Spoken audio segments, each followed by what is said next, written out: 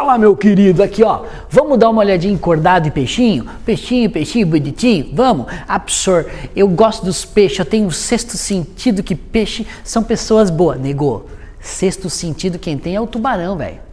Tu sabia que o tubarão, mesmo que ele não te enxergue, ele consegue detectar o campo elétrico gerado pelo teu batimento cardíaco? É, meu querido, tenta fugir do tubarão em alto mar, tenta. Não vai ter jeito, ele vai te achar e se ele quiser, ele vai te abocanhar. É ou não é? Quer saber mais sobre tubarão? Quer saber mais sobre peixes em geral? Segura na bagaça que depois da vinheta tem Cordados Classes dos Peixes para você.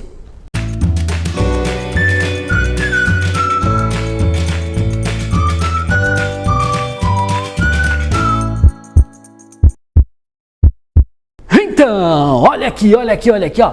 Antes da gente ver as características dos peixes, deixa eu falar rapidinho da classificação, né? Eu tenho a classificação tradicional, aquela que cai muito em vestibular, que é você perceber se o peixe é condricte ou se o peixe é osteicte, né? Quando o peixe é condro é cartilagem. Então a gente diz que ele tem um esqueleto cartilaginoso, ó. Cartilagem.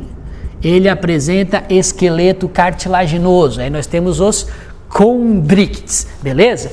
Tem aqueles peixes, né? Só peixes. Tem aqueles peixes que então apresentarão o esqueleto ósseo, ó, ósseo.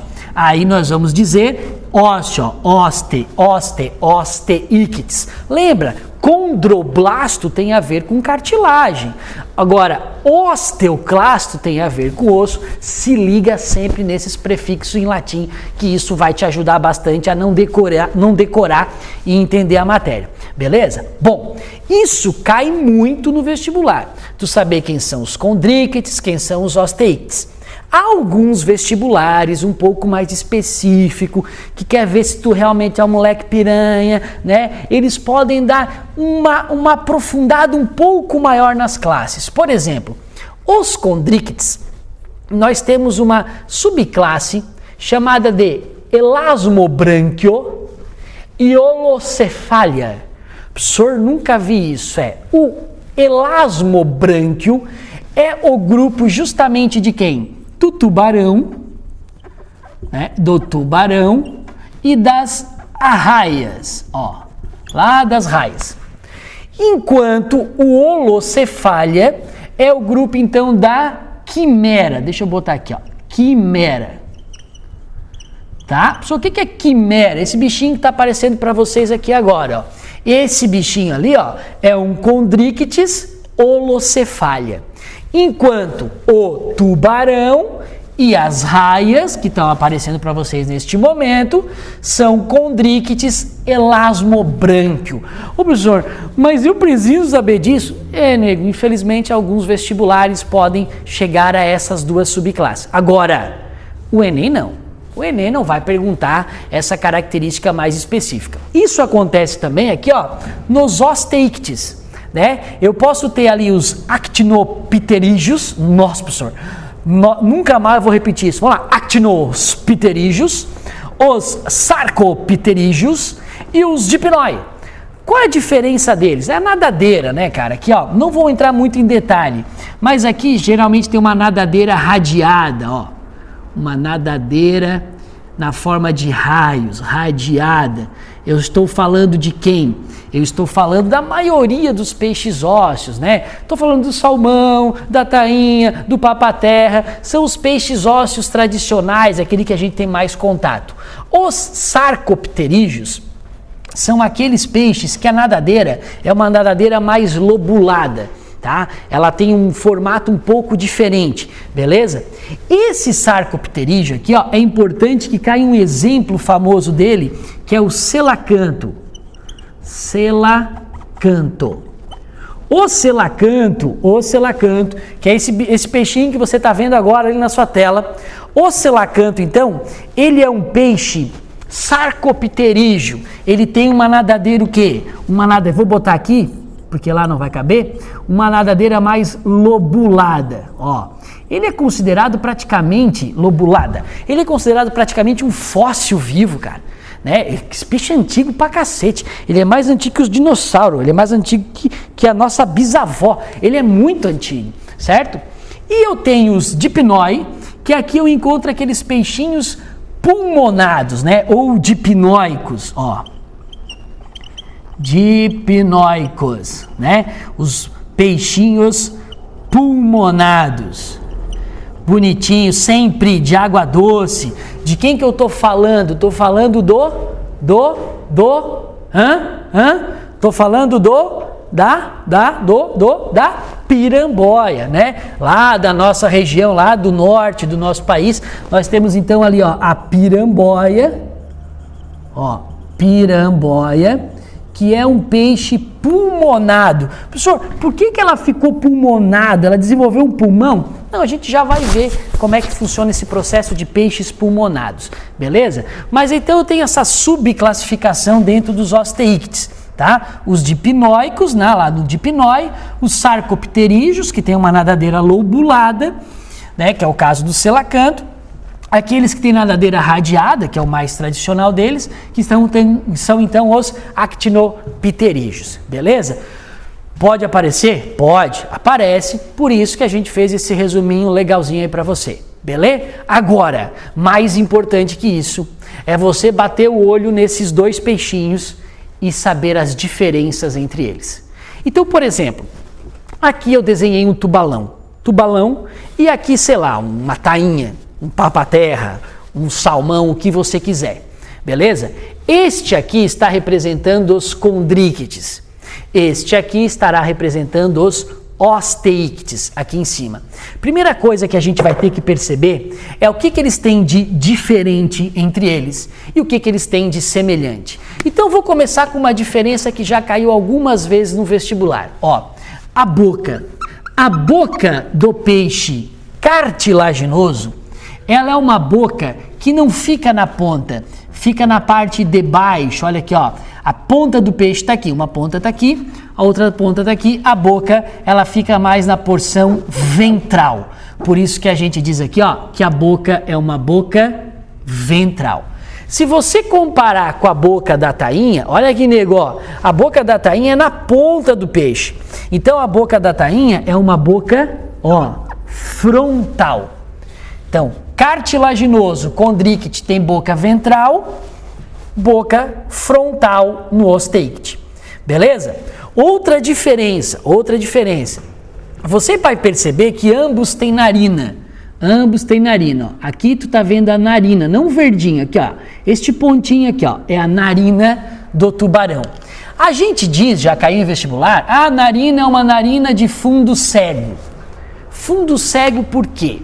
Porque diferentemente da tua narina, que tem comunicação com a boca, com a faringe, narina de fundo cego significa que eu não tenho comunicação com a boca.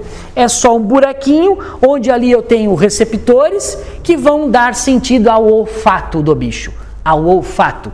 Ele não utiliza a narina para respirar, é simplesmente para cheirar. Eu tenho ali quimiorreceptores e ele consegue ter uma sensação olfativa. Já a narina do peixe ósseo é uma narina que não apresenta um fundo cego. Ela tem comunicação com a boca, ó. Ela tem comunicação com a boca, tá? Mas, de qualquer maneira, essa narina também não tem ali uma função respiratória, e sim apenas olfativa. Também tem bastante mecanorreceptor. Se eu pudesse, professor, o que é melhor, a narina do tubarão ou a narina da tainha? A narina do tubarão tem uma quantidade de quimiorreceptores maior, digamos que ela sente um cheiro melhor do que um peixe ósseo, tá? Mas eu tenho peixes ósseos que também têm bastante capacidade olfativa. O que é importante você saber é que nem para esse nem para esse a narina está relacionada à respiração. Então eles não utilizam a narina para respirar, apenas para o sentido olfatório, beleza? Outra coisa diferente entre eles, olha a nadadeira caudal, aqui no final. Essa nadadeira do tubarão, a parte de cima é maior que a parte de baixo. É uma nadadeira caudal assimétrica. Não existe uma simetria. Eu posso chamar também isso aqui, ó, de heterocerca. Heterocerca. Enquanto aqui eu terei uma nadadeira simétrica. Se eu traçar aqui, ó, eu tenho a mesma metade em cima e embaixo. É ou não é? Então aqui eu tenho uma nadadeira simétrica. Posso dizer aqui que eu tenho uma nadadeira aqui, ó, homocerca. Homocerca. Tudo bem? É outra diferença ali, o tipo da nadadeira. Agora, uma diferença que cai muito no vestibular, mas muito, se refere então à presença de brânquias, a quantidade de brânquias, mas principalmente o formato que ela se apresenta. Ou seja, às vezes tu está vendo um documentário de tubarão, aí tu conta uma rachadinha aqui, 2 rachadinhas, 3 rachadinhas, 4 rachadinhas, 5 rachadinhas. Ele apresenta ali, ó, de 5 a 7 fendas branquiais. Estão aqui, ó, as 5 fendas branquiais que o Osteichthyes apresenta. Dá uma olhadinha aqui, ó, nessas fendas aqui de pertinho, tá vendo?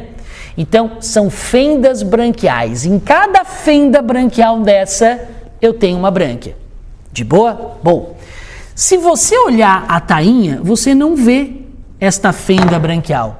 Na verdade, ela existe, mas você não enxerga, porque ela tem uma tampinha tapando a fenda. Quem é essa tampinha? É o opérculo. Ó, opérculo. Então, anota que peixe ósseo tem opérculo. Peixe cartilaginoso é sem opérculo. Opérculo.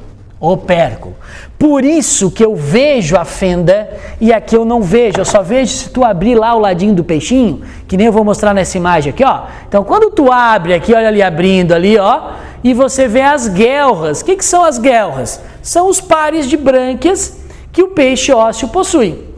E essa fenda é uma fenda por onde então você está olhando as guelras. Então, olha aqui para mim.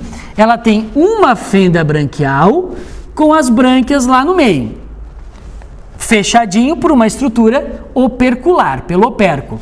Aqui não, eu tenho as 5 fendas, 5 a 7 fendas branquiais sem um opérculo em cima. Professor, é melhor ou é pior ter opérculo?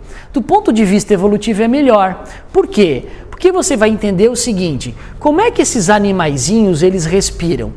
Eles engolem água. Então eles respiram pela boca, ó. A água entra pela boca e sai pelo lado. Entra pela boca e sai pelo lado. Entra pela boca e sai pelo lado. Que lado? Pelas fendas branquiais. Então, na hora que a água está entrando pela boca e vai passar na fenda, se eu tiver o opérculo fechando, eu vou aumentar o contato da brânquia com a água. Consequentemente, eu tenho uma maior capacidade de absorção do oxigênio dissolvido.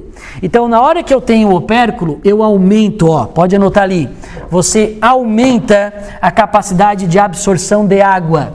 Então, o opérculo, ele aumenta a absorção de água, de oxigênio por parte da brânquia. Então, do ponto de vista evolutivo, é melhor você ter o opérculo do que não ter.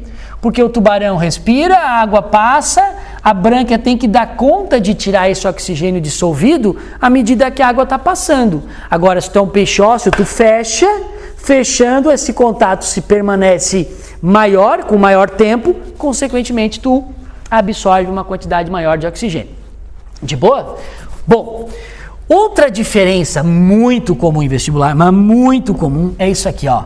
A bexiga natatória. Olha aqui, ó, bexiga natatória. Cara, dá uma grifada nisso aqui, deixa eu até pegar um vermelho aqui, ó. Dá uma grifada que isso não cai em vestibular. Não, isso não cai, isso despenca no vestibular, né? Quando você abre um peixe, você vê perto lá da coluna do peixe uma bexiguinha que você aperta e estoura. Aquilo é a bexiga natatória. Ele é um órgão responsável pela capacidade de flutuação, digamos assim, do peixe na água. Por quê? Porque imagina o seguinte, esse peixe ele desce e ele sobe dentro daquela coluna de água. A bexiga natatória vai auxiliar ele nesse processo. Se a bexiga natatória se encher de oxigênio, olha só, O peixe fica menos denso, fica com um balãozinho dentro dele, e a tendência dele é subir. Se ela esvazia de oxigênio, a tendência é descer. Então, bexiga natatória cheia, menor a densidade, o peixe sobe. Bexiga natatória vazia, o peixe desce. Tudo bem? Peixe cartilaginoso não possuirá bexiga natatória. Então ele vai ter que descer aqui, ó, no braço. Vai ter que subir aqui, ó, no braço. Claro, tem um macetinho ali dele, que ele tem um fígado gigantesco, esse cara. Ele tem um fígado gigantesco, né? Proporcionalmente ao tamanho dele é bem grande. E que esse fígado, ele produz muita gordura e elimina muita gordura. Então, por exemplo, o tubarão, ele quer subir, ele pode ter uma produção de gordura acelerada, consequentemente ele fica menos denso que a água por causa do excesso de gordura e sobe, né? O do óleo, a mesma coisa quando ele quer descer, ele diminui, ele excreta essa gordura, então ele desce, beleza? Agora, nada se compara à efetividade da bexiga natatória. Não é comum cair, mas eu tenho dois tipos de bexiga natatória, a fisóstema e a fisóclista. Ó, fisóstema, fisóclista. Qual a diferença das duas? A fisóstema, a bexiga natatória, ela está entrando, ela tem comunicação com o ducto pneumático, né? Então, por exemplo, o peixezinho, ele tem a boca e ela entra em contato com a bexiga natatória. A fisóclista, ela é fechada. O oxigênio, o ar só entra via sangue. Aqui não, na fisóstema, o oxigênio pode entrar, parte do ar pode entrar pela boca e cair na bexiga natatória. É quando você vê aquele peixinho indo para a superfície e abrindo a boquinha assim, ó, e engolindo ar. Por que ele está engolindo ar? Ele está pegando o ar com a boca e jogando parte do ar para a bexiga natatória, né? Então, esse que tem comunicação boca-bexiga natatória, que tem esse ducto pneumático, a gente chama de fisóstema. Ok? Agora, tem peixe que não tem isso. Tem peixe que a bexiga natatória não tem contato com a boca. Então, ele é um fisóclista. Ok? Geralmente, aquele peixe que está lá numa profundidade muito grande, que não consegue subir para pegar ar, o ar que vai entrar na bexiga natatória tem que necessariamente ser o ar que vem da corrente sanguínea do peixinho. Então, ele acaba sendo sem comunicação pneumática. Esse aqui, geralmente, dá origem aos peixes pulmonados, né? Porque o que é um peixe pulmonado? É um peixe cuja bexiga natatória, aqui ó, que eu falei para vocês, os dipnóis, né? São exclusivamente de água doce, cuja bexiga natatória não serve apenas para um órgão de flutuação, e sim também para um mecanismo de captura de oxigênio, para reserva de oxigênio. Então, quando eles estão numa estação pouco chuvosa, eles acabam se enterrando na lama, ficam ali quietinho e o oxigênio que mantém eles vivos é o oxigênio da bexiga natatória. Então a gente chama isso de peixe pulmonado ou peixe dipnóico, que é o caso ali da piramboia. Belezinha? Mas como eu falei, isso é pouco comum de aparecer, tá? Só esse tem, esse aqui não tem. E uma outra coisa que ambos têm, tá? Ambos têm, vou fazer aqui em roxo, é a linha lateral. Ó. A linha lateral você está vendo tanto aqui no peixe cartilaginoso, como você vai ver aqui também, ó, no peixe ósseo. Ambos têm linha lateral. Essa linha lateral é riquíssima em mecanorreceptores. Mecanorreceptores. Ó, só o que é isso? Cara, são terminações nervosas que vão captar o quê? Qualquer tipo de vibração na água. Qualquer tipo de vibração é captado por esses mecanorreceptores. Por isso que é muito difícil pegar um peixe, né, olhando ele está na superfície, a impressão que se tu for bem rápido, tu pega o peixe na mão. Só que antes da tua mão entrar na lâmina d'água, o peixe já vaza. Porque antes da tua mão chegar na água, tu deslocou o ar bateu na água, vibrou molécula, esse mecanorreceptor, cadê aqui, ó, captou essa vibração e o peixe, ó, vaza. Já viu cardume, cara? Os peixes andam, parece numa sequência cronológica, eles não se batem, eles não se encostam, por quê? Porque eles conseguem, através de mecanorreceptores, se orientar perfeitamente na água. Então, A linha lateral, que passa aqui na região um pouco mais abaixo no condricte e um pouco mais acima no osteícte, é uma linha de recepção mecânica, é uma linha que detecta vibração. Agora, o que eu falei no início da aula foi sobre, aqui, cadê? Aqui, ó, ampolas de Lorenzini. Ampolas de Lorenzini são estruturas sensoriais, certo? Também mecanoreceptoras, tá? Mas de uma recepção elétrica, ou seja, ela não detecta a vibração, ela detecta um campo elétrico. Campo elétrico na água. Ela detecta, por exemplo, a batida do teu coração, nego. Ah, pessoal, meu coração não emite elétrons. Claro que emite uma corrente elétrica. Tanto é que a gente faz um eletrocardiograma. Então, essa detecção dessa corrente elétrica, do bater do teu coração, a ampola de Lorenzini consegue captar. Olha só, cara, tu não vai fugir jamais de um tubarão na água. Ah, o tubarão só me acha se eu estiver sangrando, porque ele sente o cheiro. Beleza, com certeza, ele te acha se tu estiver sangrando. Mas ele te acha se tu estiver batendo palma. Por quê? Porque ele tem linha lateral. E mesmo que tu estivesse quietinho lá atrás de uma pedra, assim, ó, não tá sangrando, não tá se mexendo, tá lá, ó, bem quietinho, ele tá detectando o teu batimento cardíaco. E aí é o seguinte, nego, se ele quiser te comer, ele vai te comer. Esquece. Só como é que eu vou saber que ele vai me comer? Ele vai vir na tua direção e com a boca aberta. Né? Ah, mas ele pode estar respirando, porque ele respira fazendo o ar entrar e sair pela branca. Ele vindo na tua direção com a boca aberta aqui, ó, ele pode estar apenas respirando, ou ele pode estar indo para te comer. Só, mas como é que eu vou saber? Espera, se ele passar reto, ele só estava respirando, né? Se ele te atacar, é que ele queria te comer. Ah, mas aí, cara, tu não tem o que fazer. Se ele quiser te comer, ele vai te comer lá e pronto. Belezinha? Então, quem mandou tu estar lá no habitat dele? Quem mandou tu estar lá no fundo do mar? Não era para estar lá, pô? Teu lugar, tu é terrestre, tu não é aquático. Fica na terra, cacete. Né? Quer se meter no campo dos outros, aí não quer ser comido, tá? Belezinha? É isso aí então, tá? Para finalizar a nossa aula aqui, ó, eu não vou falar de circulação nem de excreção, porque isso eu comparo junto depois dos cordados, tem uma aula só para isso. Para finalizar aqui, vou falar um pouco da reprodução, tá? A reprodução, deixa eu apagar aqui rapidinho, ó. Deixa eu apagar só essa parte aqui. Aqui, isso aqui não cai tanto também, tá? Aqui bonitinho. A reprodução, nego, é a seguinte, ó. Reprodução dos peixes condríctites, ó, condríctites. Como é que dar-se-á a reprodução? Adoro uma mesóclise, ó. Como é que dar-se-á a reprodução? Primeiro, eles são dioicos, na grande maioria, dioicos, ok? O macho vai fecundar a fêmea internamente, então é uma fecundação interna, inclusive o macho tem tipo um pênis, que a gente chama de clasper. Clasper, olha o pênisinho do macho aqui, ó, o clasper. E ele introduz lá na cloaca da fêmea, né, a cloaca lá da fêmea bonitinha, tá? E faz uma fecundação interna. E geralmente eles botam uns ovinhos, né? Eles são ovovivíparos.